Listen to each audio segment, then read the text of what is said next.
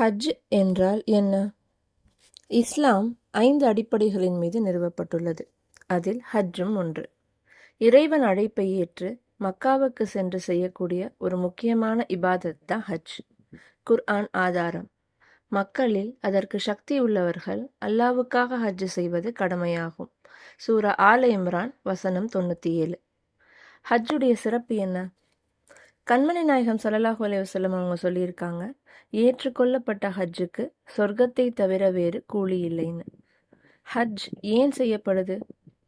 அல்லாவின் கட்டளையை நிறைவேற்ற, அவன் மீதுள்ள இறை அச்சம் அப்படிங்கிற தக்குவா அதிகரிக்க, பாவ மன்னிப்பு பெற. ஏன்னா மக்பூலான ஹஜ்ஜை நிறைவேற்றுபவர் அன்று பிறந்த பாலகன் மாதிரி தூய்மையா ஆகிடுவாங்க. இப்ராஹிம் அலைஹிஸ்ஸலாம் அவங்களுடைய தியாகத்தை நினைவுபடுத்தி அவங்க காட்டி தந்த வழியை பின்பற்ற.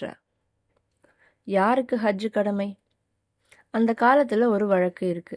அதாவது ஹஜ்ஜுக்கு போக தக்க முதலும் சரீர பலமும் ஏறி போக வாகனமும் கூட்டி போக துணையும் இருந்தா மக்கால போய் ஹஜ்ஜு செய்யலாம். அந்த வகையில பருவமடைந்த ஒரு முஸ்லிம் ஹஜ்ஜு செய்ய உடல் மற்றும் பொருளாதார வசதி இருக்கணும். பெண்களுக்கு மகரமான துணை இருக்கணும். இந்த நிபந்தனைகள் உள்ளவர்களுக்கு வாழ்க்கையில ஒரு முறை ஹஜ் கடமையாகுது.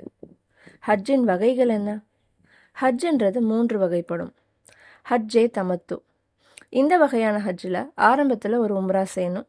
இடையில இடைவேளை விட்டு ஹஜ்ஜு நாட்களில் அதுக்குரிய இபாதத்தை செய்வாங்க. ஹஜ்ஜே இஃப்ராத். இந்த வகையான ஹஜ்ஜுக்கு உம்ரா தேவையில்லை.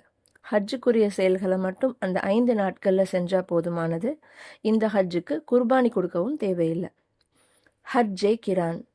இந்த வகையான ஹஜ்ஜில் உம்ராவை தொடர்ந்து இடைவெளியே இல்லாமல் ஹஜ்ஜுக்குரிய நாட்களில் செய்ய வேண்டிய அமல்களையும் செய்யணும். குர்பானியும் கொடுக்கணும்.